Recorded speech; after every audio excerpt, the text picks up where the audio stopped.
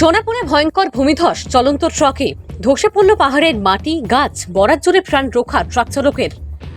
বরাক গুয়াহাটি সড়ক সংযোগ বিচ্ছিন্ন, রাজপথে আবদ্ধ শত শত যানবাহন। প্রবল বৃষ্টিপাতের ফলে সোনাপুরে ধস পড়ে কয়েকশো গাড়ি আটকা পড়ে যায়।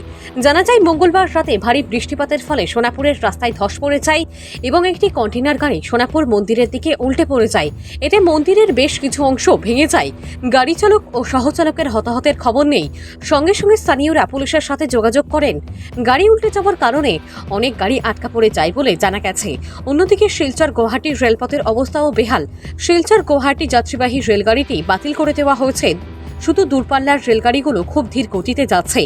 এইভাবে টানা বর্ষণ হলে রেলপথ বন্ধ হয়ে সম্পূর্ণ বরাক ও ত্রিপুরা সমগ্র দেশের থেকে বিচ্ছিন্ন হয়ে যাবে বলে আশঙ্কা করা হচ্ছে।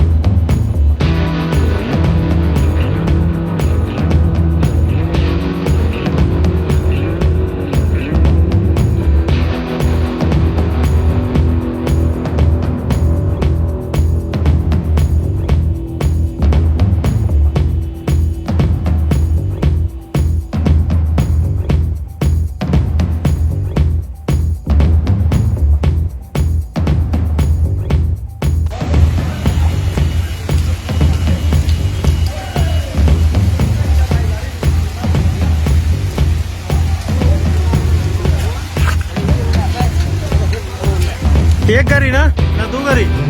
ओहो, छोटा गाड़ी भी है क्या इधर?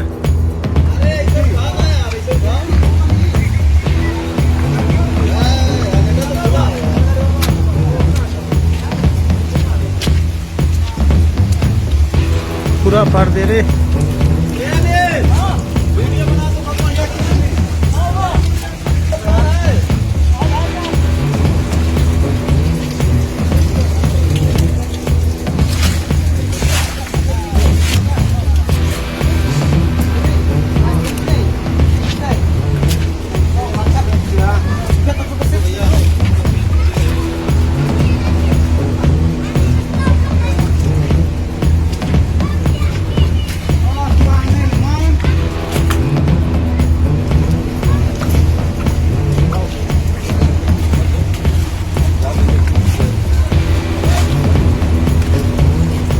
वो तो लाइन है ना क्या?